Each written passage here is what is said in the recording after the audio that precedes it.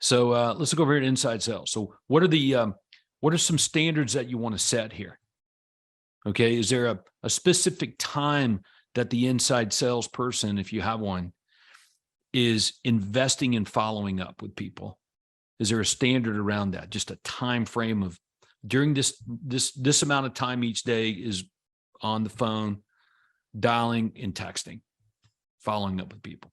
All right. So I had that. For me, that was 6 hours. All right.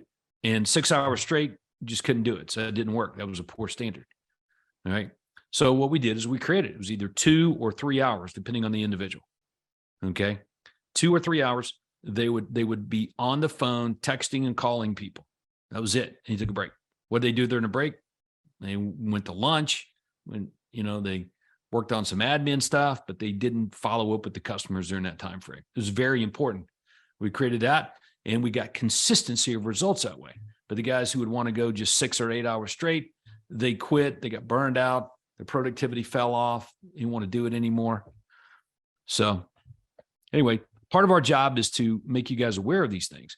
Do you have a standard around appointments being set?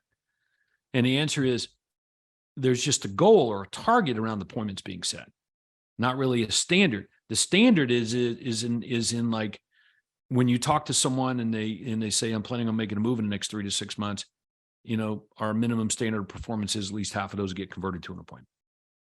So create a standard. All right. What about who you should book appointment with?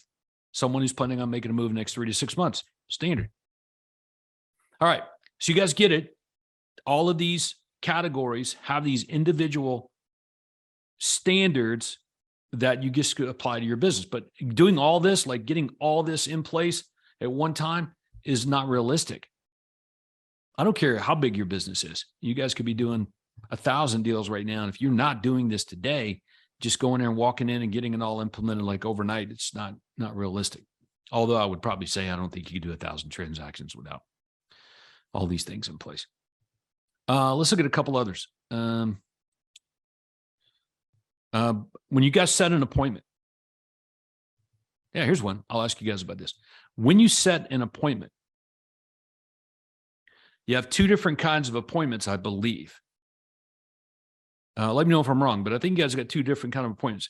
One appointment was from a referral, and the other appointment was not. Is that right? A referral would be someone is like, hey, I want to talk to you about selling my house. You helped my friend, Craig, and I heard you do a really good job. I want to see if you can come help me. Or Craig says, hey, call so-and-so, they want to sell their home. So that's, you guys know what a referral is. But then you got everybody else. It's not a referral. So over time, I was like, you know what? If they're referral, we don't really need to pre-sell them. But if they're not a referral, a lot of those people, like they called in on the radio and said, hey, I want to talk to you about selling my house. Okay. Some of those people would be pre-sold just because they heard us on the radio, but some of them weren't. They were interviewing other agents and all. We just got in the mix. So I'm like, how do you do this? So I told my team, I was like, here's how it works. If it's a referral, you don't need to send the pre-selling package, the bomb. If it's not a referral, you send it. And then, my team would say, but some of the people that are coming through the direct mail and these other radio and television, these other marketing sources, they're pre-sold, man. You don't need to send them the pre-selling kit. We're wasting the $20, $30. And I was like, I get it, but that's going to be our standard. If it's a referral, don't send it. If it's not, send it. All right. It's just not possible to create the standard any other way without too much human labor.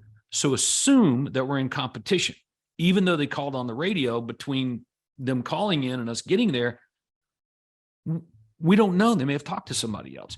So assumption of or preparing for the negative becomes the standard. Didn't need to do it with referrals, but did need to do it for people who weren't. How many of you guys do that?